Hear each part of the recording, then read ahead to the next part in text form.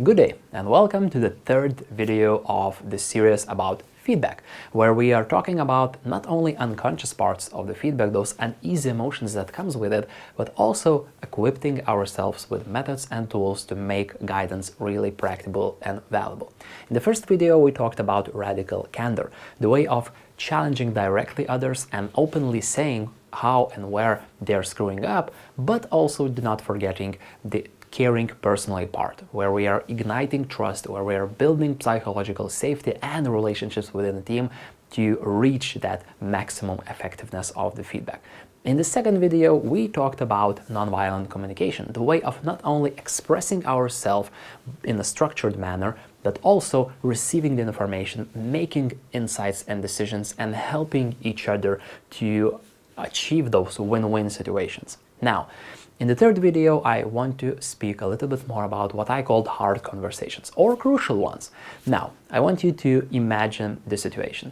So we are building a supply chain optimization product, or last mile delivery, which basically means that we are optimizing the routes and the resources when it comes to bringing goods from warehouses or from stores to the final customer, to your door, for example. And it is like pre-COVID situation, it's like more like 6 or 7 years ago, and we are innovating a lot in that area. And the retailer that we were working in, it's pretty huge. They have like thousands and thousands of orders each hour, and there are a lot of things to take care of.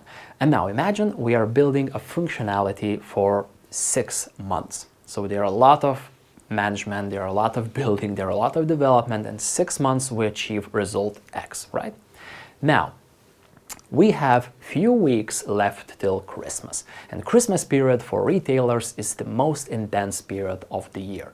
And now in those 2 periods, I hear from one of our client managers that they are actually promised, and they have the approval from their higher up management, that what we have built in 6 months, they want to double that and double the functionality within those 2 last weeks.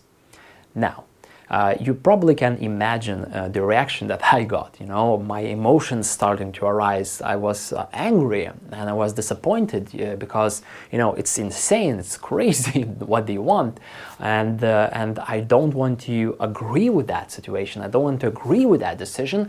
And what really saved me is that our conversation happened online, not in the person, because I am the one who likes to, you know, attack others if I'm disagreeing. I like to actively engage in the discussion, and it, you know, sometimes hurts the relationship or hurts the discussion.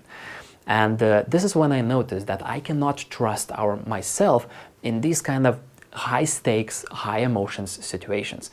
And in that particular case, we somehow managed to navigate it because I got guidance from more senior colleagues, I got guidance and feedback from people who are more experienced than me, and it really saved my ass, if you may, and we actually delivered at least some of the functionalities without sacrificing the relationship with the client, without, you know, sacrificing the relationship what we have already built during those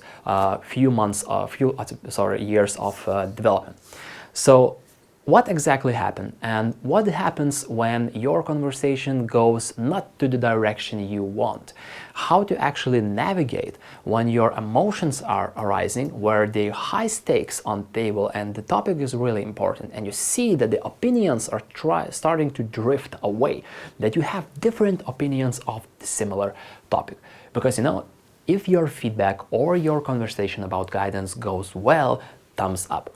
What to do when things go wrong? So, what are those crucial or hard conversations?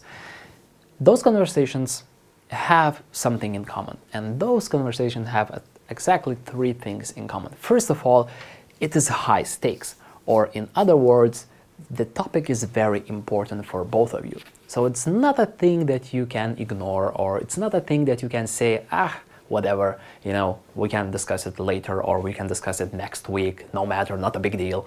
So it's not that steep.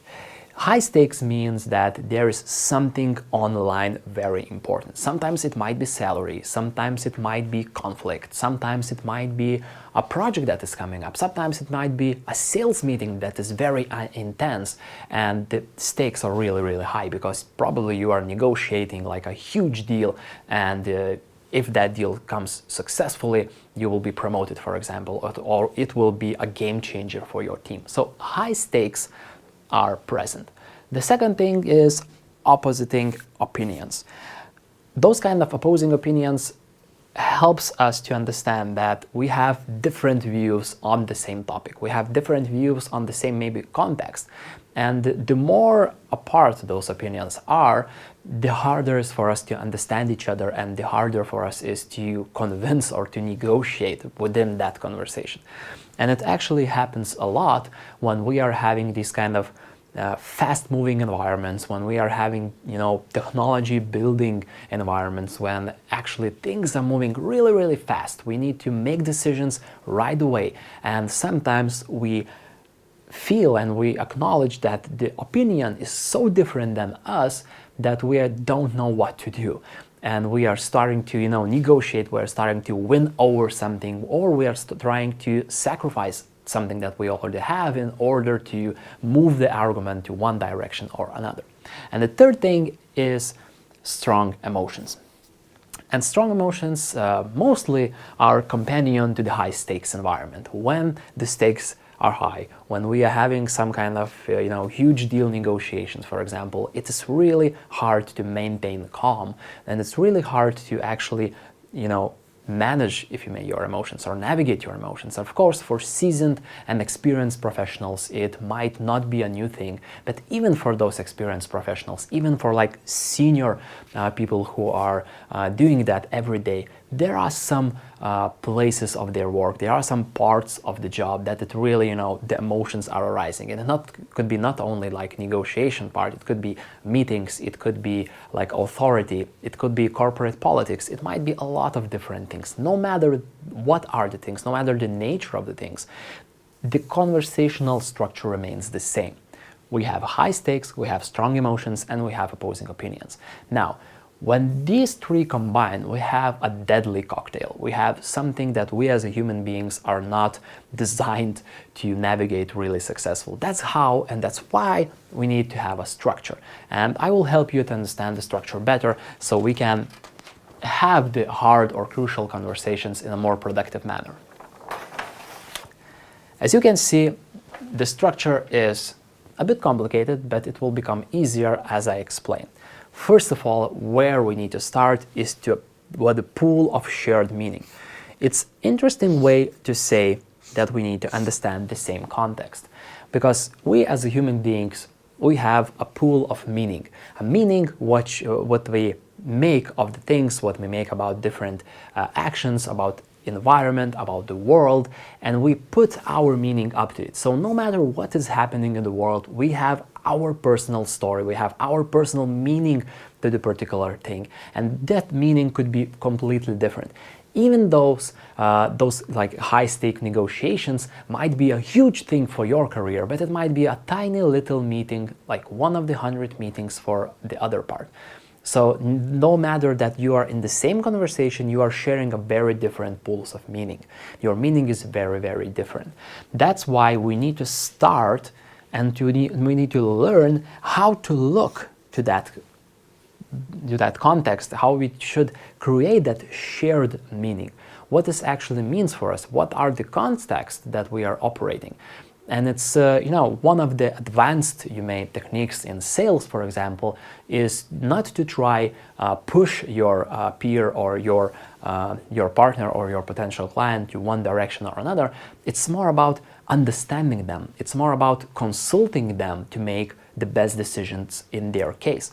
That happens because we understand the context. We cannot help the person if we do not understand where they are coming from. We cannot, help them to make a better decision if we do not know their backstory. We don't know their end goal in this conversation. So before we are starting to act and tell story, we need to see and hear, and we need to understand the context. So it's pretty similar what we talked about nonviolent communication, but it becomes even more important when there are high stakes on the table, we have emotions that are rising, and there are opposing opinions as well.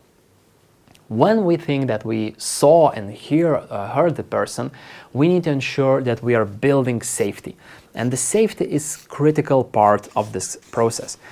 Even we can say that safety really protects the conversation to falling apart, because safety, psychological safety in particular, helps us to feel a bit relaxed, helps us to navigate the emotions better, and helps us to focus on the outcome rather than focus on our perfect image, or focusing or just our win that we are trying to accomplish. One of ways of restoring safety is to tell a story, to share your opinion, to openly discuss about your context before you're asking context from the other side. And when you are telling a story, when you are trying to understand also the other person, it helps to build trust within you, and later on that trust and that psychological safety converts to better dialogue, converts to more quality conversation, because you are able to dig a little bit deeper. You're able to open with each other a little bit more. And it's really important, especially when we have these kind of hard conversations environment. Now, when we are telling a story, we're making it safe for the person to understand, then we are exploring the paths. We're exploring that we already have a shared pool of meaning. We already understood at least some parts of our stories. Now we need to see what kind of paths there are for us to go. What kind of different ways for us are to behave differently and to act. And this really helps to understand how we are feeling about the situation, what kind of outcome there will be the best. And of course, there is that popular saying of win-win situations. And no matter that I, for example, have probably allergy for that meaning and that win-win situations looking, but it contains a real quality message, because we need to understand what kind of paths we can take in different directions, taking in consideration the shared pool of meaning, taking in consideration that we can openly and safely speak with each other. Then, once we have explored the paths, we then can move to the action. We then can try to experiment something. We can try to testify maybe our hypothesis and think what we can do. One more advice which I would give to you is, do not think about act like something that will be carved in stone. Think about more as experimentation. Think about more about that you have, like a scientist, you have a hypothesis and you want to actually see if it's true or not. And as a scientist, you are not, emotionally attached to that conclusion or that observation. You just need to understand if it truly works or not. It's the same with the hard conversations. When it comes to action, we need to see if there are more effective paths, and also when we're choosing one, we can agree that there is an experiment. Let's run an experiment. Let's see how it works, right? In my story that I just shared about this kind of intense period of time and 6 months of development, now trying to squeeze to 2 months, to 2 weeks, and it might be really hard, but we started to differentiate our paths. We started to share a meaning. We understood that corporate and their even salaries and their yearly bonuses are really closely tied to what they are accomplishing, especially in the last few months of the year, especially before the Christmas period. And when we understood the context, when we understood we have that shared pool of meaning, we will be able to act accordingly. We will be able to experiment accordingly, to put some kind of communication or ways of working that helps us in the future, and so we are maybe avoiding these kind of failures, and we are able also to navigate these kind of difficult conversations in a better way. Now, when it comes to difficult conversation, when it comes to conversations that are crucial, we also have to understand that the worst thing that probably we can do is to ignore them altogether. Because ignorance is mostly just costing us a lot of resources, time, energy, and in so many times, money. We have to move quicker, we have to solve the challenges much faster if we want to get ahead of the competition, if we want to get ahead of ourselves and ahead of our results. That's why I really encourage you to take that step forward and make sure that you are learning how to navigate those difficult conversations and you are actually constantly having them. Because it's not about not having problems, it's about solving more problems in more quality and more leveled up ones.